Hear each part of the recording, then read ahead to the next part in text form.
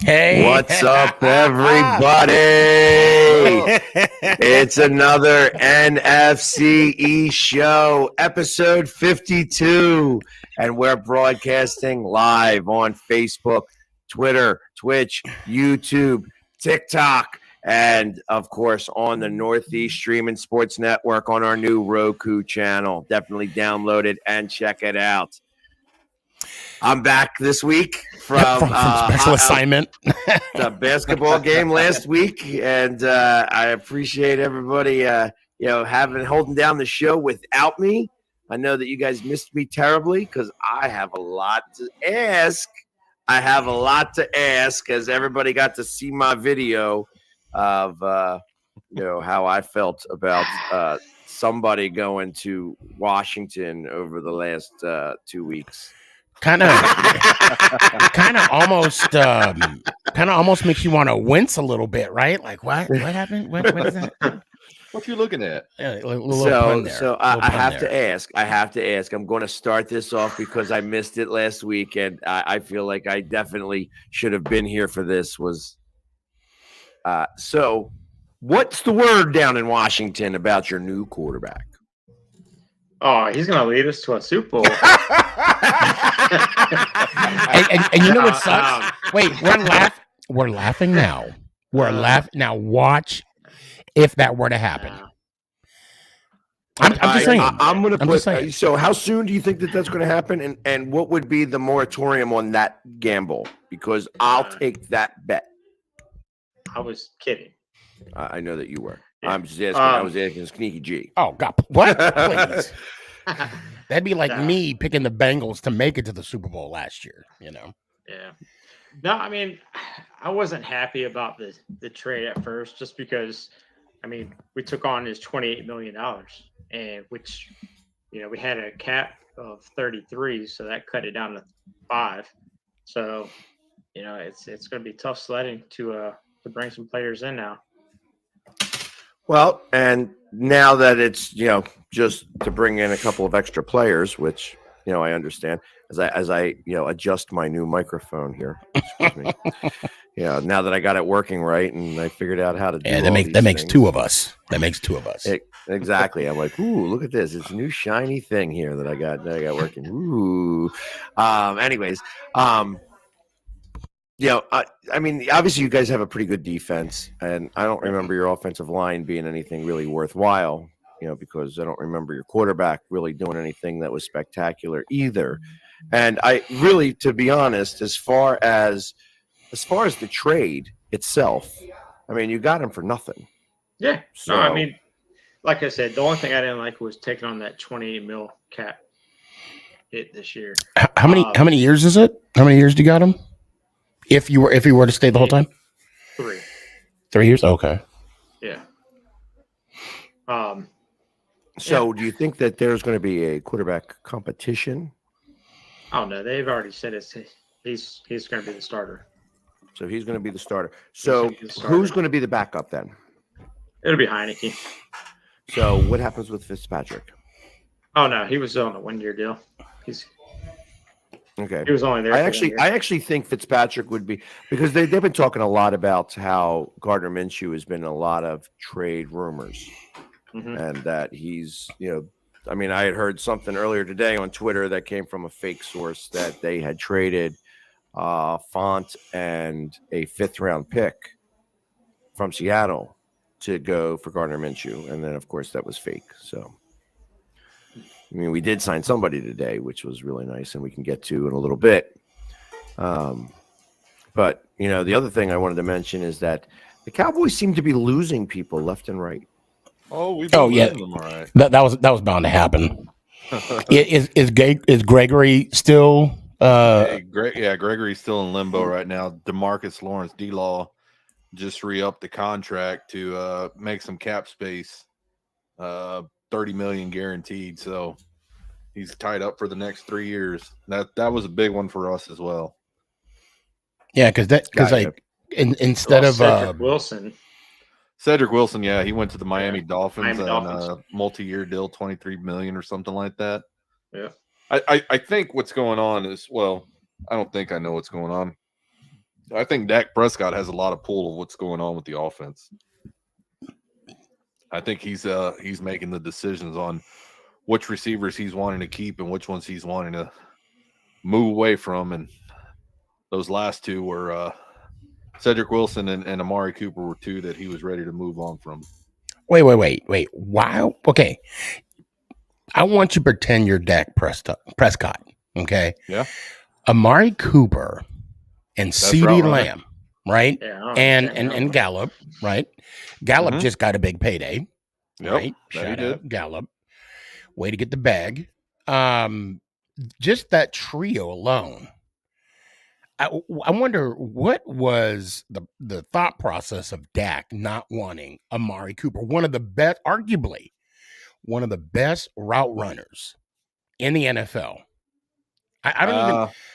I would say there's a lot of gossip. There's a lot of gossip behind the scenes after that San Francisco game. I don't know if y'all have heard the rumor, but enlighten me, please. Well, it's something if you can, if you know, or at a later, maybe in a different platform. I'll text you guys. Okay. Yeah. I mean, it's hearsay, but it's a lot of what was going on behind the back scene after that San Francisco game at the team meeting that was said. And I think it was just boiling over. And I think both wanted to part, each other. And of course, with the big contract that Dak had, I think that's one of the reasons that Amari was to be headed out the door, which he did to Cleveland. I'm going to say this too. I'm going to say it. I believe, and I'm not saying this because I don't like the Cowboys. I mean, everybody knows. I think everybody and their mamas know that I hate the Cowboys. Okay, that goes without saying. I don't know. I saw you. I saw you at the stadium. I saw you go to a playoff game. You should really try some of this. It's 2-ply. They did, in my opinion, Amari Cooper dirty. I think they did him dirty. Now, I'm not saying. No, I'm just going to say they did him dirty. I mean, they shipped him off to the Browns for what a 4 and a 6. 6, yep. 5 and a 6. 5 and a 6. And they picked up his contract. I mean, I don't think any other team would have done that. And of course, today, I don't know if you guys heard, but Landry is out. They cut him. They cut him because with the addition of Amari, which I would think those two should work, but who am I? They're trying to change the whole narrative there. They're making it so that this is his last chance. Absolutely his last chance. And when I mean that, I'm talking about Baker Mayfield. Yeah. Baker's last chance. They wanted to get rid of all the people because everybody. So this is sort of the residual of the OBJ. You know what I mean? That OBJ sort of tainted that whole wide receiver crew. So they're doing a whole changeover. And that's now how this is going to play out. So if it doesn't work this year, it's no longer the receiver's fault. It's Baker's fault. And that's what they've decided to do. I feel like that's a good way of doing it. However, it's odd. It's like just not something that you would normally do. That, hey, we're going to just switch out our whole wide receiver crew because they didn't get along with the quarterback. Which brings me back to Wentz and why they got traded to Washington, because it sounded like to me, and the word came out that the team was willing to go 0-17 than to play with him again. And that is something that is odd to hear. Well, especially when he wanted to go where his old coordinator was. I mean, the quarterback guru. I heard there was differences between Irsay and Wentz. about the whole vaccination. So, but is the vaccination what caused all this? Is that what happened? Well, it I mean, probably led to it. I could see where it led to it. Yeah. It was probably, I mean, that was the first step, and then who knows what the second step was. But my understanding was him and Frank Wright were not on the same page, although he wanted to go to Indianapolis because of Frank Wright. Because of Frank Wright. Because of the relationship that they had in 2017 when they won that Super Bowl. Right. But apparently that wasn't the case. I mean, to me, that's kind of odd. 1 year with your guy, and you're going to part ways. Well, I think that so here's been the problem with Wentz ever since the Super Bowl, is that every pass he's thrown since then has been trying to win the Super Bowl. And that was the problem that he had in Philadelphia, like that next year, and then even the following year, and then even switching out into the next year. And he tried to recreate. So this goes back to a little bit of things that I mentioned before on the broadcast, where I was talking about that the one thing that kind of happened amongst the Eagles that season was that there was a very religious undertone to the entire team, interestingly enough. And a lot of that came from both Foles and Wentz. They both were acting as pastors for the team, and that during that season, a lot of the teammates were getting baptized. And, say what you want about religion. I'm not trying to change this to a religious conversation, but what I am saying is that when you start to get everybody on the same page, even in a biblical sense, you start to move mountains. And Frank Reich is also a very religious guy. Yep. So now so is Peterson. Right. Yeah. So I mean, that was once he started to lose faith in Peterson, so to speak, he thought that Frank Reich would be the answer. And so did Frank Reich a little bit. Frank Reich was like, hey, well, we need a quarterback. And obviously, because I got, screwed with the fact that I was supposed to have Andrew Luck and now I don't. And now I got to, make shift. Let's bring in Wentz. It's not going to cost us that much in the grand scheme of things. It's only a number 1 pick or number 2 pick, that they wish they probably, if they could think about it now, they may have pulled him a lot sooner not to give the number 1 pick. But they were in the playoff race at that time. Well, that's the problem. Yeah. If they still made the playoffs and he played 70% of the snaps, they still would have had to give up the number 1, whether he was the starter or not. Right. So, but ultimately, I think that he tried to recreate that whole scene in that locker room, and that locker room ain't the same locker room as it was in 2017 for the Eagles.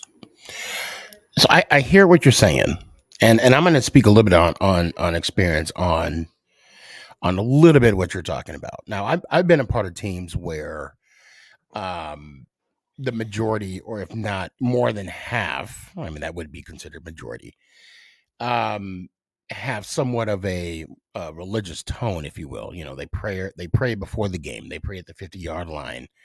They pray before meals. I mean, I've been a part of teams, high school, semi-pro, and even as small as, flag football teams.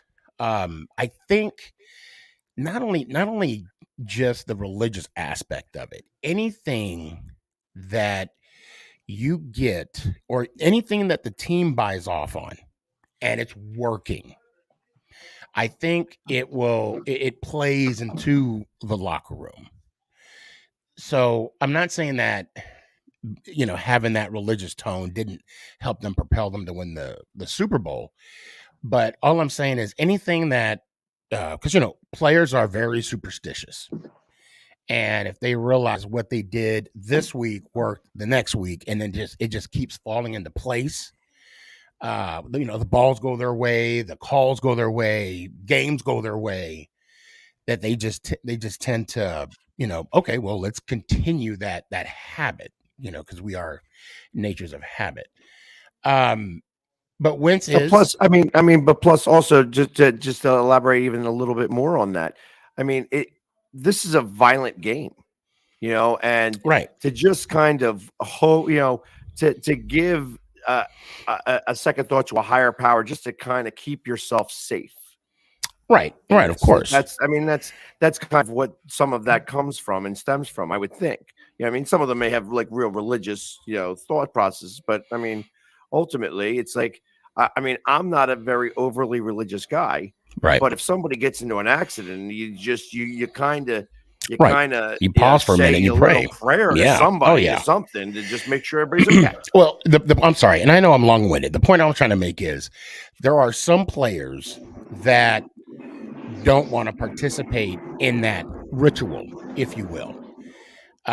Thus, when he went to the Colts, and I'm only going by what you said, maybe a lot of those players were like, "Yeah, well, no, we're not doing that here," for whatever reason.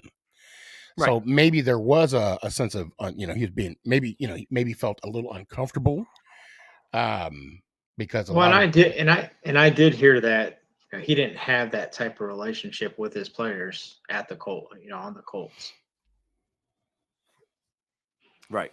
And that has a lot to do with this here. You know what I mean? So if you don't have that type of camaraderie, if you don't drink, like, somebody told me at one point, a team that drinks together wins together.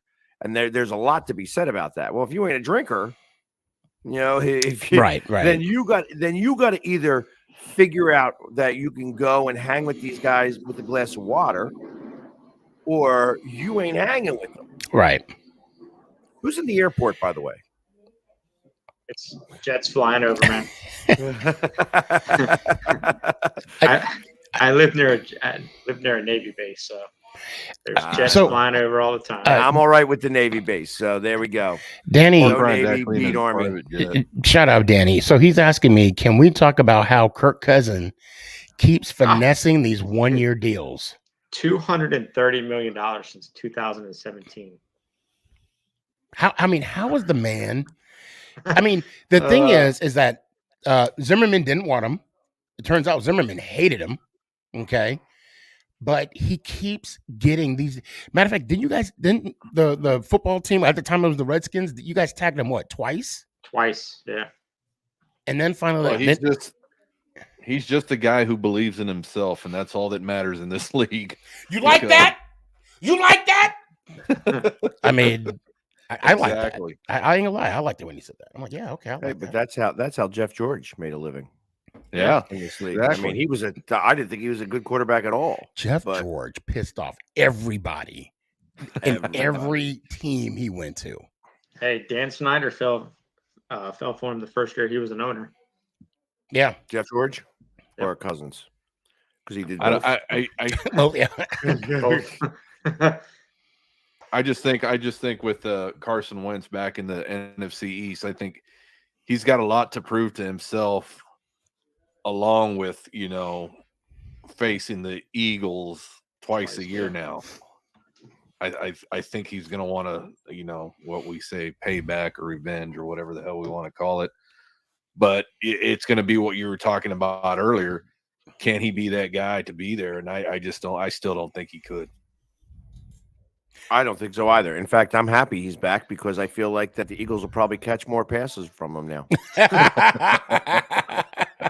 Exactly. I hope you're wrong. Well, and that's another. How many quarterbacks are the now Commanders are going to get literally sloppy seconds from the Eagles? I mean, wasn't it McNabb and now? It goes much further back. Really? Like who? Yeah, it's Sonny Jurgensen. Oh, that's right. Yes. Although he wound up being a Hall of Famer. Yeah, I was going to say.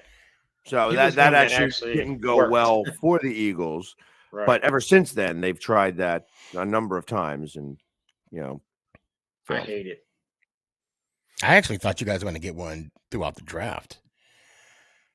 Let me ask you guys this. Where do you think Malik Willis is going to go? Pittsburgh. Even after they picked up Trubisky? Even with Trubisky? Yeah. No, I disagree. So I think he's going to go to the Saints. Well, now I don't know if you guys heard the latest and greatest, but Watson, John Watson. Yeah, they're in talks with Watson right now. The Saints and who? Carolina Panthers. Yeah. Yeah, So they turned that's- down Indianapolis. Yeah. Well, and it seems like that everybody's trying to give out 1,000 things. Well, you had to turn down Indianapolis because they don't have a first round pick for like 18 years. Yeah. No, Um, the Houston Texans won't even allow the conversation to happen. Right. Yeah, they denied it. Yeah. Same division. Yep. So, and how much truth was it to the rumor that the Washington football team called every NFL team about their quarterback? About Heineke? No. Oh, about their quarterback on the roster. Oh, wow. I mean, it was said it was true. So Okay, I don't know. Like I don't necessarily believe everything I read on the internet. yeah, I mean, I heard it too, and I was like, I don't know about that, but Well, you look at the situation that Denver fell into with Russell, and it's because the Broncos had a backup quarterback that could start right away for the Seattle Seahawks. right. Washington didn't. I think that's one of the reasons that whole deal just went away was because Washington didn't have that backup quarterback that was able to start on day one, kind of, unlike Drew Lock. Right. So I think that's why that fell through. I mean, because they were giving away. The Wait. But time out though. You're right, because Denver gave up 2 number 1s and 2 number 2s. You're right. Okay. For some reason, I was thinking Seattle. I'm like, wait a minute. Yeah, because Seattle benefited. I believe. And, well, it depends on how those draft picks worked out. What do you think? Do you think that was too much? Oh, God, yes. 2 number 1s and actually, it was like 5 picks, wasn't it? It was it 2 number 1s, 2 number 2s, players, and like a number 5, and then 3 players, tight end, a quarterback. Yeah. Oh, they gave up way too much. That's what I thought. I give Russell maybe I spoke 4 with years somebody, left. Maybe. And I spoke with somebody who said, actually, my brother, who's a pretty good football knowledge, says that of course, like they're going all in to try to win a Super Bowl right now, especially because they're for sale. Oh. And that they raised the price of the team $300 million because of Russell Wilson. Yeah, it's crazy. One player, yeah, $200 million. but let me ask you this question though, guys. I want John's opinion. Is it more dumb to gamble on the Broncos, or would you hate to be the guy that bought Tom Brady's last touchdown pass football for $500,000? Yeah. See, but now that guy actually has some recourse. Does he? He should. Yeah, I don't. Should. I think he's trying to sell a used football that Tom Brady threw. I don't think he's going to make any profit off of that. I think Denver. I don't know. That's a tough one. I'd have to go with the guy with the football. Well, of who's the you would rather not be the guy with the football, right? Yeah. Yeah. Now that's a bad day. I'm sorry. Yeah, well, I mean, the guy had $500,000 to spend on a football. Yeah. Truth of the matter is that Tom should sign hurting. it. Tom should sign it, and that just goes right into his collection and be like, "This is the first time Tom Brady threw his last touchdown." That's the first time. First This is his first to last. Well, because truth of the matter is Or his that last as of right first. now, it's still his last touchdown pass. He may get hurt in preseason and never play again. That's So true. ultimately, I mean, as of right this second, that still has some value, even though it looks like less. And I never thought that Tom Brady was going to retire. I also thought that this was a ploy on him to try to get traded, because now by him coming back, that actually screws Tampa a little bit. They don't have any money for anything. Yeah. Because he said, "Let's go." Yeah. Well, he said, I don't know "Let's where they're F going to go." the That's what he bankers, said. To be fair, Tom Brady was at home for 6 weeks, and then he was like, "Fuck these kids, I'm out." He's like, "I'm gone." Well, and I think Might have about been that. the gas prices. Oh yeah, that's what it was. That's what it prices. was. And I think about that like with Jason Kelsey. Same thing with Jason Kelsey. Like Jason Kelsey's probably one of the best centers in the league. and he was ready to retire, or at least he was talking about retiring. Truth of the matter is that he's ready to become a dad. And you want to become a dad when the kid is ready to become a kid. Not, and not that a 2 and 3 year old isn't a kid, but they're a baby as far as I'm concerned. When they start to go to school, they're become a kid. And that's when they're going to start to become in athletics and stuff like that. And that's when you want to start to get involved as a father. And I feel like his kids are still a little too young for that. And that's the same way with Jason Kelsey. Jason Kelsey is ready to become a dad. However, his daughter is too young right now. And when she gets old enough to start playing in sports, that's when he's going to want to be the proud papa, I think. And I kind of felt the same way about Tom Brady. I know his kids are a little bit older, but from what I understand, they're more like her than him. And, if that's the case, I don't necessarily need to see my son walking down a runway. To be fair, I would hate to be the son of Tom Brady. I mean, and the only reason why I say that, the amount of pressure that Joe Montana kids got for playing, college ball, and they weren't as successful, for whatever the case may be, but to be Tom Brady's son, yeah, I just imagine being the fourth Manning.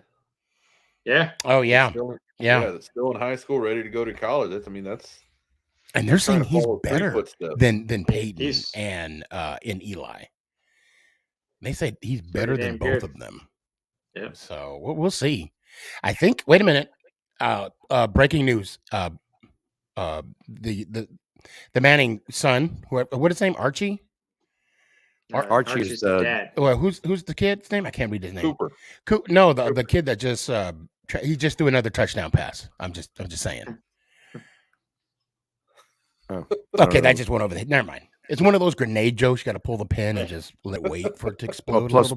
Plus, you didn't have the good punchline. I didn't, because I forgot his name midway through the joke. Got to work on it. Got to work on it. You know what? It's all about preparation and timing. I'll be ready for it next week. Yeah.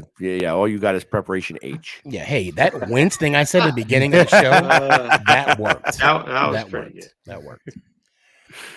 So, anyways, that there was a signing, besides a trade from Wentz, and obviously nobody's going to go on the Cowboys now, because I know that they were talking to what's his face from Seattle, who wound up getting dropped. Wagner. They didn't pick up Wagner. They did not pick up Wagner. Oh wow, Wagner did not get signed. He's still probably out there, because he's still out there. But from what I understand, they only have $5 million under the cap. And if he wants 5.2 million, then you're screwed.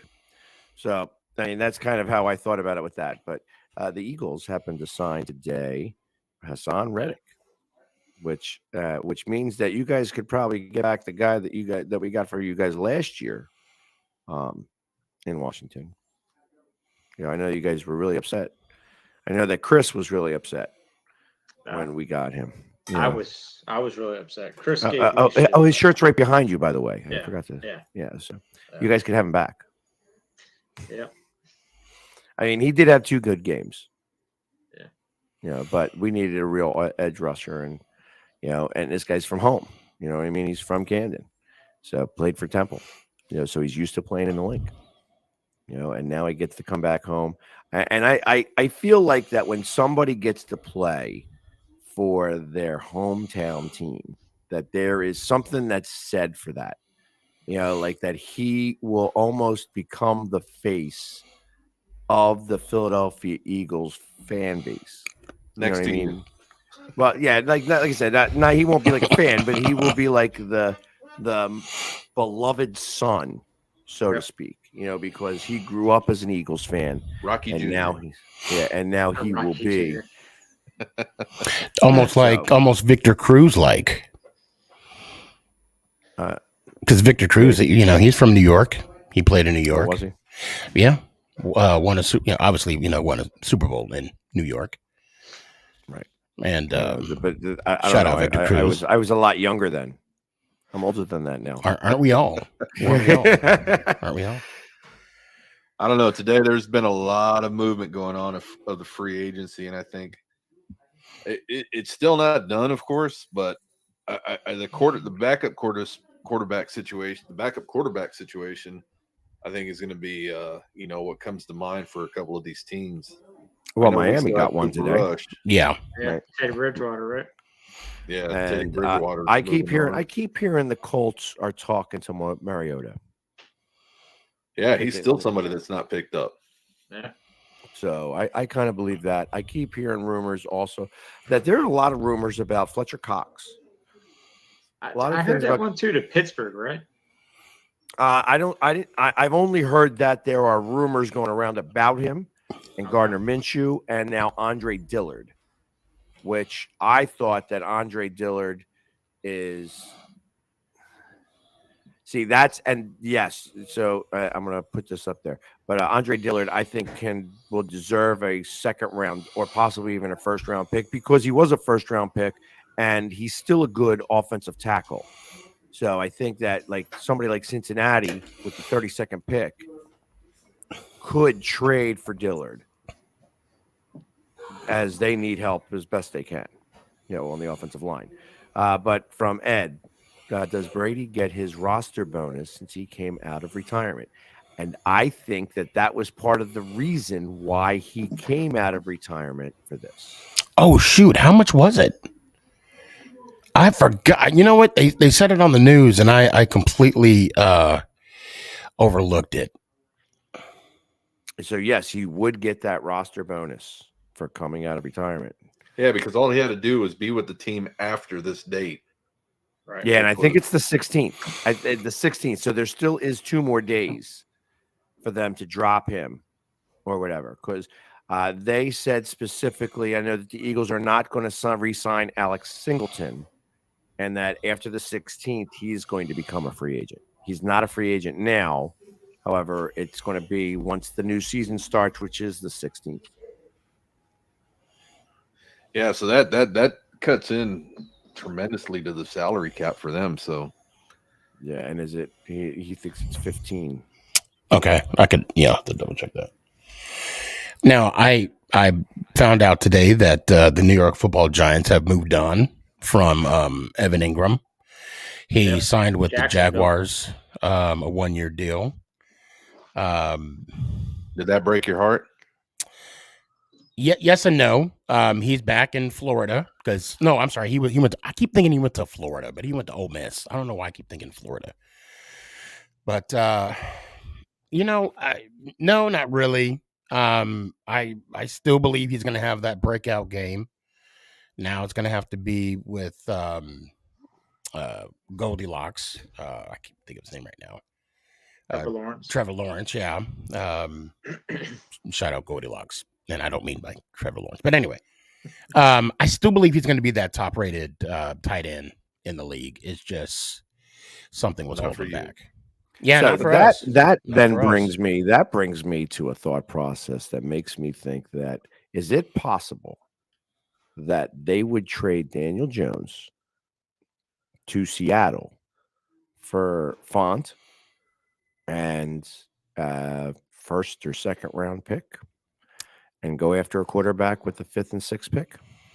I don't know that for sure, but I'll tell you what, if that GM calls Shane and be like, hey, we'll give you our 2 number 1s and 2 number 2s. Well, no, I don't. Come on, let's be real. Daniel Jones ain't worth the number 1. I'm just saying. Shane would be an idiot not to take that. No, I don't think they're going to move on from Daniel Jones. Look, I'm going to be fair. The way that the owner, the GM, and the coach were talking about him, I don't see that happening. There was a false report saying that the Giants and the Broncos were in competition with Russell, but then that turned out to be false. There was no way, shape, or form that they were going to give up that much for Russell Wilson. Somebody tweeted that out, and some people ran with it, but then people understood the reputation of the person that tweeted that out. So yeah, there was no validity of it. Hey, man, I got so I'm and it was Jones and Saquon. So yeah, so I got something in the middle of my arm wrestling tournament that said it came from Adam Schefter, and literally, like I stopped the broadcast of the arm wrestling tournament because I thought it came from Adam Schefter, and of course I got duped. But it said that the Eagles traded Jalen Hurts, Jalen Reagor, and multiple number ones for Deshaun Watson, and I'm like, really, they did this, and I'm like, I know we're talking about arm wrestling, guys, but for all my Philly sports guys, people. This just came across me as from Twitter from Adam Schefter because it said Adam Schefter, but of course, I'm only seeing it on the top of my phone, not actually going on to Twitter because I was in the middle of a broadcast, and that did not work. But however, what I thought is that if the Giants were really willing to give up with their 5th and 6th round pick and Daniel Jones for Russell Wilson, that would have been viable. 2 number 1s and 2 number 2s are great, but like, what are they at? 13 this year, and then next year, who knows where they're going to be at? Because I mean that division's a really strong division, but I still expect that the Broncos are going to make it to the playoffs. I don't think that the Raiders have gotten any better. In fact, I feel like they've gotten worse. In the grand scheme of things, but that's still probably the strongest division in football right now is the AFC West. So, doing that, so you're getting a 5th and a 6th this year and a viable quarterback who's probably a little rested right now because he didn't get to play. Well, he didn't play the last few games because you had the neck playing to go after Russell Wilson. However, Russell Wilson didn't want to go to New York. Yeah, he did. I heard he did not. No, we were actually we just didn't want him. So even if he did or didn't want to go, we didn't want Russell. So it didn't matter. That's a lot of real estate to be given away. I heard his wife. I heard his wife didn't want to go to New York. Oh, and now we're talking about Sierra, which shoot. She'd be taking that 2-step over she'd be like, level up. Oh, yeah, no, she'd want to go to New York. Because it would definitely be. No, let me stop. I laughed at that one little guy who pushed Russell Wilson. I saw that. The what? That was funny. It was on Instagram. He pushed out. He's like, no, Russell, you stay out of this picture. I'm just taking a picture with her. That cracked me up. That's kind of funny. But anyways, so I literally with the draft 6 weeks out, 6 weeks out, and things are happening. I can imagine that. That's why I think that Daniel Jones has a chance to. Oh, someone actually he said he didn't want to go to New York. I did not want to go to New York. Well, yeah, I heard opposite. I mean, and again, this was. The problem is that we ain't talking to him, so it doesn't matter what we're hearing because it's all third hand and fourth hand and fifth hand. Well, I'll call him up and ask him. I'm like, look here, dog. What did you want to do? What you want to do? He ain't talking to no Giants fan from Dallas. He'll talk to me. You might have been better off being in Denver. You know what I mean? We see Denver, the thing is, what you don't know, Mr. Philly guy, is that him and we locked eyes when he was on that parade during that Super Bowl parade. I was there. Even though he looked at me, I was looking at that trophy. That's all I was looking at. So I was there. He was saying, "Damn, decked out in Giants big gear, boy. too. That is a big boy." Yes, he there. did. Yes, he did. He said, "Keep this thing going. Keep the convoy. Do not stop."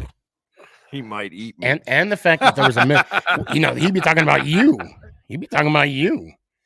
No, if he was talking about me being a big boy, then that's a whole different story. We're having a whole different conversation now. Because he saw the way you tore up that Oreo cake, and he's mixed. I didn't have an Oreo cake. That was your son. You keep talking about that. You didn't have it all. I did not have the Oreo cake at all. No, I did not. I had the cobbler. Oh, and I didn't eat it there. Okay. And I didn't eat it there. It wasn't peach. It was a raspberry cobbler. Okay. And because I don't eat peaches, And your son ate both. He ate the Oreo one and then your Oreo, and then they took the one that you bought to take home. He ate that one. He stole all three. Don't worry, he's still being punished.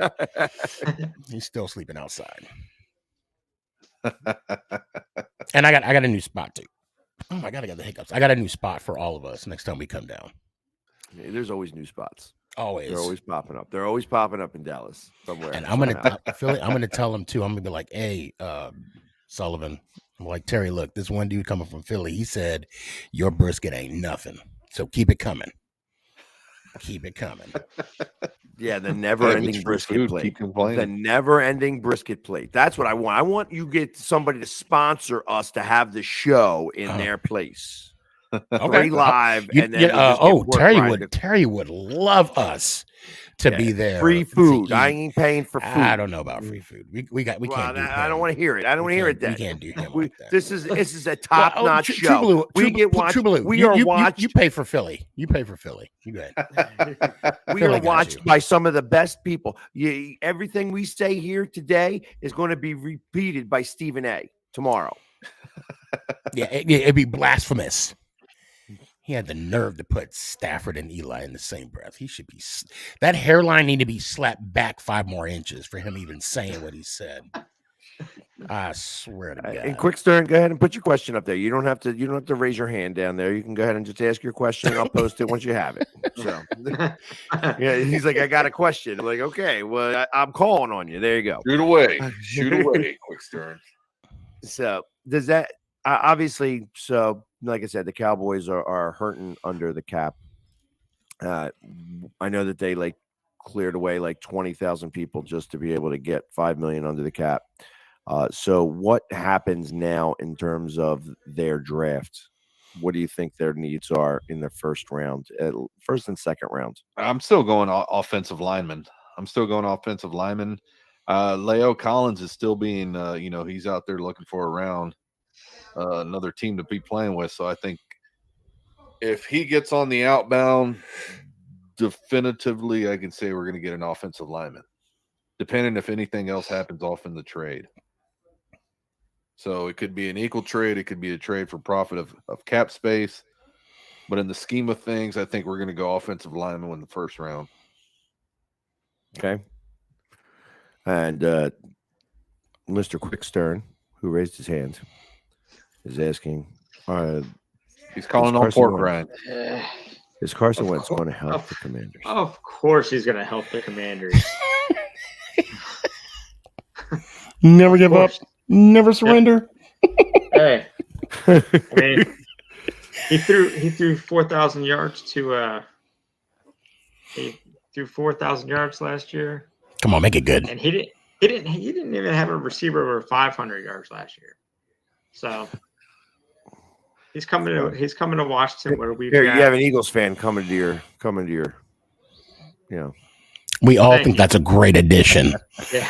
That's the problem. I hope you're right. And then Jared Reed stops in and says, "Hey, he's bringing up old men like John Feliciano." Love the Beards. NFC East owns my Bills Super Bowl. Sneaky G Man, what's your thoughts on who signing for you? John Feliciano. Hold on a second. Yeah, he's solid. I mean, it was right now in the free agency. What we're doing is what we should have done last year and got depth in the O-line position. In the beginning of this, I think our center got hurt and then Gates got hurt. This is just building depth. We're still going to get an O-line. I know Danny asked a question. Do we still go O-line in the draft, even though Sean is slowly addressing the O-line in free agency? Yes, I think we should. The Giants should get rid of Daniel Jones. No. Sneaky G-Man, why are the Giants so bad? That is the $1 million question. Because Gettleman, I'll tell you right now, Gettleman wanted weapons, not protection. That's why we were so bad. Oh, and we had Mike Glennon. We had Mike Glennon and Fromm. The neck, aka the neck. It should be called the donut hole because that's how many wins he got in Jacksonville and in the Giants. Dalton Schultz. I see your question there, Dave. He's tied up with the franchise tag right now, so I don't know what kind of deals are being made, but it's a $10 million hit. And if anything, they'll be looking for 2 number ones if somebody wants to trade for him. Yeah, nobody's going to want to trade for him. Not this year. That's the problem. That was the one issue that I kind of saw, is that this year, both in the draft and just in free agency, there's a tremendous amount of tight ends that were out there. So now, obviously, the same thing, like where we're talking about, Ingram just signed with Jacksonville, and Font is up there in Seattle, which I think they're going to try to trade too, because I don't think they need him. I know that Ertz re-signed with Arizona for 3 years, $31 million, which was good for him. Bum does not have an extra B in it, just by the way. Wentz is a B-U-M, not a B-U-M-B. That's dumb. I do want to. The offseason, I think this coming May is going to be interesting with the locker rooms. After the draft, the quarterbacks are going to know who they got there to be throwing to, who's going to be protecting them. I think May and June is going to be fun to see what else is done to try and get these teams going. Because I don't think the draft is no way going to heal any wounds that we have right now for the foreseeable future. I think with the amount of picks we got, I just don't see it healing our team. I think we've got to do a little bit more in this free agency market when it opens up. I do point something out. It was just brought to my attention, but the fact that Blake Martinez took a pay cut, they restructured the deal, and also Sterling Shepard. I think more so Sterling Shepard feels as though he has something to prove. Injuries, it happens, it's part of the game, but he's going to get back on the field and he's going to do some good things. He is definitely going to do the damn thing. I believe Shep is. Well, Blake, he had that injury last year. I know he's going to come back and do some good stuff. So I'm glad that those guys stepped up to the plate and they didn't have any other choice. Either, take the pay cut or get released. So, and I'm hearing that Bradbury's on the trading block now. And Saquon, sees the direction of this regime, if you will. And far as I know, he has yet been given a vote of confidence, if you will, about his role as far as on the team. I don't know if that's changed since last week, since we've talked, or since Thursday, but it's going to be I'm really curious to see where Saquon, although I do believe he's going to be playing with us next year. Real quick, I think for all the people over on TikTok, who think that I should be at the Sixers game and instead doing this show, Pork Rind, you're watching the game, correct? I am. What's the score? It is 107-103 Denver. 107-103 Denver. Yep. Okay, so you're even far behind, telling me it's 103-103 and tied up. Thank you. You're welcome. Anyways, I just had to. I get hate from everywhere. It's like I can never do anything right. The fact that I'm not at the game tonight, I'm like, whoa, you know what I mean? Like I don't go to every game that there ever is all the time. Sell out. I was surprised by it too. Yeah. So, and it's like I like they even asking me like, hey, so you're going to go down to Birmingham to watch the USFL games? I saw that. Are they going to fly me down there to Birmingham? Yeah. I mean, I don't even. I said they got to send me a jersey first before I go do anything else like that. You know what I mean? And I'll be more than happy to go and support them. You know what I mean? They want me there on that wall. They want me on that wall. They need me on that wall. They just haven't reached out to me yet. On that level. I think exactly. I think it's awesome that they're doing it in a concentrated environment. I don't know if that's just something that they probably foreseen because of the pandemic, or are we even still in the pandemic? No. This is just something how all came it's absolutely place. Done for money reasons, because think about the biggest problem that the USFL had in the last season was that the vet pulled the pulled the rug out from underneath the Stars, and the Stars had to move to Baltimore mid-season. Now, in the midst of all that, they still won the championship, which was great. But besides that, it was, they started out in Philadelphia, and then, the Eagles, became more of a challenge with them because they worked around the Philly schedule, but then the Eagles started to get involved. Like, oh, well, we're going to do something on this Sunday. So, and we have, they started to really screw with them a little bit. They didn't want that to happen this year. They didn't want the NFL to start to get involved because the NFL could get involved and pull rank. Well, I'm not too familiar with the USFL. I mean, I could double check, but didn't they try to compete with the NFL towards like one of the last season? That they were going to try to move to September. Yeah, and that was what kind of did it. And then ultimately, stupid. That was never going to work. No, they tried to do it. They tried to do something like the AFL did. Like they wanted to be the opposite so that the NFL would have to swallow them up. Which happened. Which happened. Well, they swallowed up the people. They didn't swallow up the teams. Yeah. And that was what they were they definitely, I mean, what I'm saying, oh, you mean like the merger. Like, right. The teams were there. The players moved. The teams didn't. Correct. See, when you said they wanted to up, I'm thinking they took over. No, they wanted to be able to, like Birmingham and San Antonio and like Houston. Houston had the team, the USFL team, and they were having a hard time with the Oilers. So actually, they were going to try to combine those two teams. Like that was the thought process of the USFL originally. They were talking about having two Philadelphia teams that they thought this city of all cities were going to be able to handle two NFL teams similar to New York and Los Angeles. So that was kind of the thing. They wanted to be able to expand, and that they wanted to, by the end, have 48 teams in the NFL. Oh. Now, think about that in the grand scheme of things. That's a massive league. Yeah. And things would have happened. So you go backwards in time and think about how that would have occurred. You would have wound up having an 18-game schedule. You would have wound up having a lot of things that would have happened because of that. Because you have 48 teams. How do you weed down all of that? And then ultimately, then you got like places like San Antonio. Is San Antonio really going to be able to handle a team? Birmingham, Alabama, I can believe would handle a team, but it would have taken a big chunk out of Alabama.